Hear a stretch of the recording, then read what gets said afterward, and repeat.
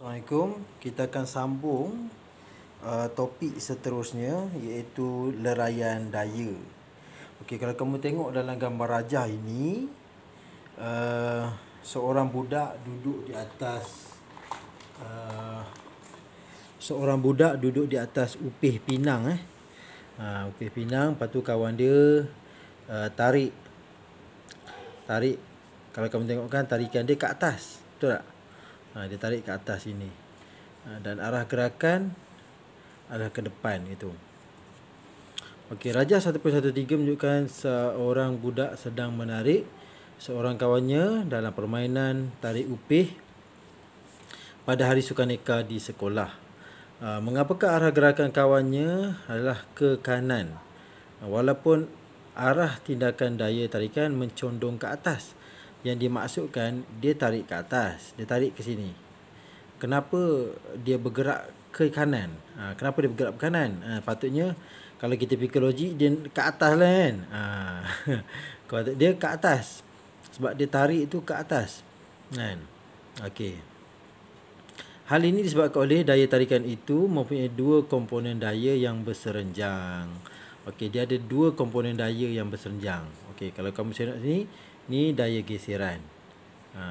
Manakala yang ke atas ni tidak balas normal, yang ke bawah ni pula berat budak. Jadi kalau kamu tengok, dia berserenjang macam tu. Macam tu. Berserenjang macam ni. Okey, jadi iaitu komponen mengufuk dan komponen menegak. Okey, proses meleraikan satu daya tunggal kepada komponen-komponen daya dinamakan leraian daya. Jadi kita nampak daya yang terbentuk tu disebabkan oleh tarikan ke atas ni, dia ke kanan. Ke kanan ni maksud dia ke depan lah. Dia ke sini. Kalau ni budaknya, kepala budak ni menghala ke sini, ke mata dia ni, kita tengok dia ke depan. Okey, jadi dia mengarah ke arah ke kanan. Kan? Jadi ke kanan tu, daya yang ke kanan tu, kita leraikan, kita cari dia punya komponen-komponen dia, kan? Dan kita bahagikan. Seperti mana kita tengok sini. Okey, daya yang sebenarnya adalah berat budak tu. Okey, daya geseran, tindak balas normal, komponen menegak daya tarikan, kan? Jadi kita leraikan dia, satu daya tunggal kepada komponen-komponen daya yang lain. Itulah kita panggil dia sebagai leraian daya. Okey, jadi gambar rajah dia, kamu tengok sini Okey, terdapat daya geseran, dan ni berat budak ke bawah, tindak balas normal ke atas, dan juga daya tarikan kawan dia adalah ke mencondong, condong. Okey, daya tarikan yang bertindak ke atas budak boleh dileraikan kepada dua komponen serenjang. Jadi dua komponen serenjang. Seperti tunjukkan darjah 1.14, komponen menegak bertujuan untuk mengimbangi berat budak, manakala komponen mengufuk dapat mengatasi daya geseran dan menggerakkan budak ke arah kanan. Jadi ke sini, yang menegak ni, ini mengimbangi berat budak. Dia nak imbang berat budak ni lah. Mengimbangi ni maksudnya ada daya tarik ke bawah dan daya tarik ke atas. So dia seimbang. Manakala secara mengufuk ni, iaitu daya ni dia nak melawan daya geseran ni, dan juga nak menolak, menggerakkan budak ni ke depan. Okey. Jadi kita sekarang ni, bagaimana kita nak kira dia punya magnitude pula. Okey, Rajah 1.15 menunjukkan satu daya F yang bertindak ke atas sebuah bongkah kecil pada sudut condong. Ni darjah dia di atas ufukan. Okey, ni di atas ufukan. Okey, ada satu daya yang menarik ke atas. Okey, leraian daya F kepada dua komponen dan magnitud bagi dua komponen tersebut boleh dilakukan mengikut langkah-langkah berikut. Jadi macam mana kita nak leraikan dia dan pengiraan dia punya magnitud. Okey, lukiskan komponen mengufuk iaitu F. Jadi kamu lukiskan komponen mengufuk F ni, F sini, FA, dan komponen menegak FY. Okey, ni FY, ni FA. Di sisi F untuk membentukkan segi 4 seperti yang ditunjukkan dalam rajah. Jadi ni daya dia, ni daya yang menarik itulah F. Kemudian kita buat lukiskan komponen mengufuk dan komponen menegak. Dan antara mengufuk dengan yang daya yang dikenakan tu ada satu darjah lah, terdapat satu darjah. Okey, hitungkan komponen untuk Fx tu. Ini Fx, ini Fy . Jadi kita nak penghitungkan dia. Okey, inilah dia punya rumus yang diberikan. Okey, jadi penerangan dia adalah di mana kamu tengok sini yang mana daya yang dikenakan adalah F ni. Sekarang ni bila mana kita nak mengira F ni, kita buatkan satu garisan mengufuk dan juga garisan menegak. Yang mengufuk ni kita letakkan dia sebagai Fx dan menegak ni sebagai Fy. Kemudian bagaimanakah Fx ni dikira? Fx ni dikira adalah Fx bersamaan dengan F, iaitu ni magnitud untuk F ni, cos darjah dia lah, berapa cos darjah dia ni. Kalau bagaimana kita nak kira Fy ni pula, iaitu yang menegak ni, F sama dengan F sin sin darjah. Okey, jadi penjelasan trigonometri, bagaimana kita boleh dapat rumus ini? Ia berdasarkan daripada penjelasan trigonometri ni lah. Sebenarnya kamu tahu segitiga ACD, iaitu A, C dan D ni, AC dan D. Cos untuk yang ni, darjah ni, cos darjah ni adalah bersamaan dengan Fx dibahagikan dengan F. Jadi kamu akan dapat cos untuk yang ni, cos darjah. Okey, jadi bila mana kamu nak dapatkan Fx saja, jadi F bawah ni akan dinaik ke atas, jadi darab lah. Jadi F darabkan dengan cos darjah ni. Jadi kamu akan dapat nilai Fx. Itulah kita boleh dapat formula yang macam ini. Begitu juga dengan segitiga ABC. ABC. ABC. Jadi macam mana boleh dapatkan nilai Fy itu? Okey, untuk kiraan sin, kita nak dapatkan sin di sini, kan? Adalah persamaan Fy bahagi dengan F yang ni. Okey, jadi macam mana kita nak dapatkan nilai Fy? F yang ni, yang daya yang diberikan tu darabkan dengan sin darjah di sini. Jadi kita kena dapatkan nilai darjah dia, kan? Baru kamu dapat tahu, barulah kamu dapat kira nilai untuk F yang kita berikan lah, yang kita kenakan tu, daya yang kita kenakan tu. Okey, jadi di sini maksudnya ada penyelesaian lah sekiranya kamu nak mencari magnitud sesuatu daya yang dikenakan. Magnitud ni kita tahu nilai dia berapa. Nilai dia berapa? Berapa kekuatan yang dikenakan tu. Kita tengok pula contoh pengiraan ya. Pengiraan bagaimana tadi kita dah belajar bagaimana kita nak kirakan sesuatu daya. Sekiranya kita dah tahulah dia punya daya, sebab dia daya mengufuk ataupun menegak, daya menegak ataupun mengufuk, ataupun sekiranya diberikan kita punya daya ni, kemudian disuruh kita kira berapakah daya mengufuknya, dengan syarat kita tahulah berapakah darjah, kan? Darjah daripada mengufuk ni, kan, pergi ke satu daya yang kita kenakan ke atas ni, condong ni. Okey, rajah 1.19 menunjukkan sebuah bongkah kayu sedang ditarik oleh daya T. Ni daya T yang mencondong pada sudut 30 darjah. Okey, ni 30 darjah daripada yang mengufuk ni mengufuk. Kalau kita diambil daripada mengufuk ni pergi ke T ni, pergi ke satu daya T ni, dia punya darjah adalah sudut 30 darjah. Di atas permukaan mengufuk, darjah 1. Jadual 1.5 menunjukkan magnitud daya yang bertindak ke atas bongkah itu. Okey, tarikan 36 Newton.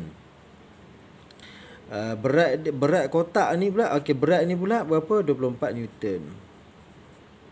Tindak balas normal 6 Newton. Manakala daya geseran dia 20 Newton. Okey, hitungkan magnitude bagi komponen mengufuk dan komponen menegak bagi tarikan T. Jadi dia suruh kita kira magnitude dia. Kemudian tentukan magnitude dan arah daya paduan yang bertindak ke atas bongkah itu, dan pecutan bongkah itu jika jisimnya 2.4 kg. Okey, kita tengok bagaimana penyelesaian dia dan kita bincangkan bagaimana sekiranya kita disuruh untuk mengira magnitude. Okey. Langkah pertama, kita kena pasti masalah. Okey, langkah dua, kena pasti maklumat yang diberikan. Kamu kena tengok semua maklumat-maklumat yang ada lah. Mengenal pasti rumus yang boleh digunakan dan menyelesaikan masalah secara numerikal. Okey. Pertama sekali, kita tengok dia punya satu, okey, magnitude bagi komponen mengufuk iaitu Tx, dan komponen menegak Ty bagi tarikan T. Okey. Jadi untuk jawab soalan A tu, kamu tengok okey. Yang mana okey, magnitude bagi komponen mengufuk Tx, kita letak dia Tx ni, gambar dia dah tunjuk pada kamu ni, yang ni. Okey, ni Tx. Kemudian kita buat satu Ty, untuk dia punya menegak dia Ty. Kemudian dia ada satu daya yang ditarik sondong ini, dan dia punya darjah dia adalah 30. Jadi macam mana nak menjawab soalan ini? Jadi dia suruh cari yang, kita pergi kepada yang mengufuk dulu Okey, mengufuk. Jadi kamu tengok dekat sini. Sini. F X sama dengan F yang ni cos darjah dia. Jadi kamu kena tengok Fx tu. Okey, jadinya Tx adalah bersamaan dengan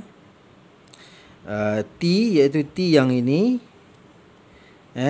didarabkan dengan apa? Cos 30. Tengok ni ni cos 30. Jadi kita nak cari X tu adalah bersamaan dengan daya yang condong ni didarabkan dengan cos 30. Jadi itu penting untuk kamu tahu formula ni Ini bukan formula saja-saja kita beritahu ni. Ini kalau contoh kamu nak tahu daya untuk Fx ni berapa magnitude dia, maka kamu gunalah formula yang ini. Okey, sekiranya kita nak cari yang menegak pula, daya yang menegak, berapakah magnitudenya daya untuk yang menegak ni? Jadi kita tengok yang ni pula. Okey, ni rumus dia.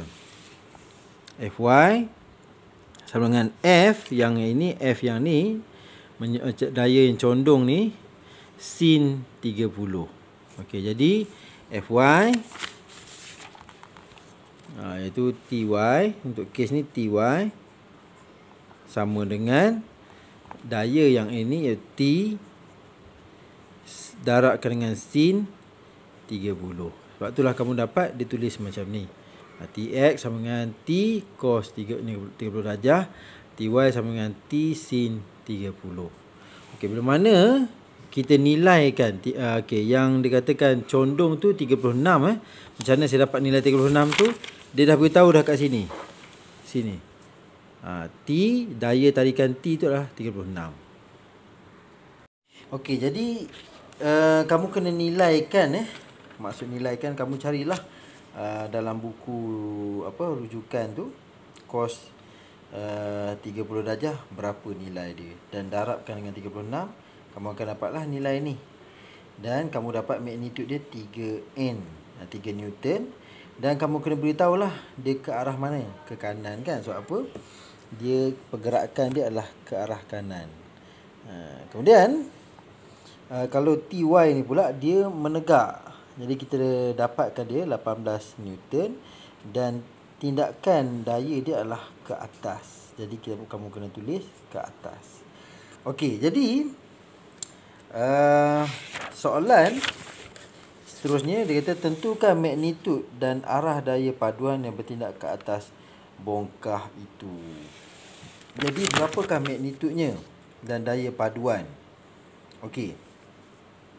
Komponen mengufuk ke kanan iaitu TX tadi kita dapat kira dah 31.18 Newton dan daya geseran dia 20 Newton. Jadi seperti mana kita dah tengok tadi di sini kan, ke arah kanan ni 31.18, geseran pula berapa? Kalau kamu tengok Fx dia adalah 20. Jadi macam mana kita nak kira paduan dia? Okey.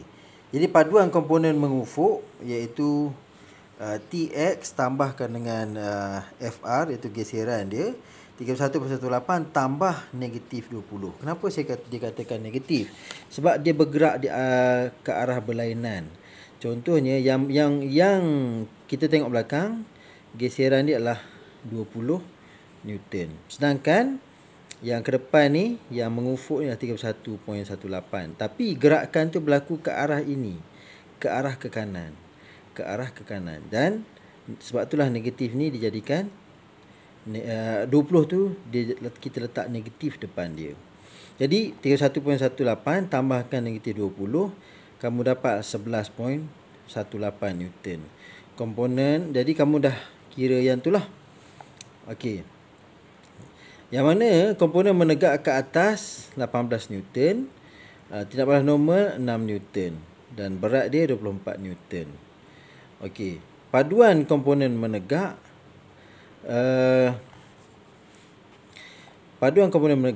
TY, iaitu dia punya TY tadi yang menegak tu. Okey, kita tambahkan dengan tindak balas normal iaitu R 6 Newton, tambahkan dengan W ni adalah berat dia.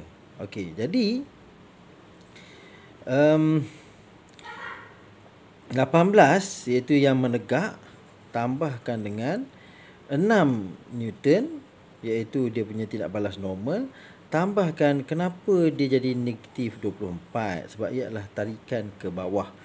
Tarikan ke bawah. Jadi sebab tu dia jadi negatif 24. Kita letak dia negatif.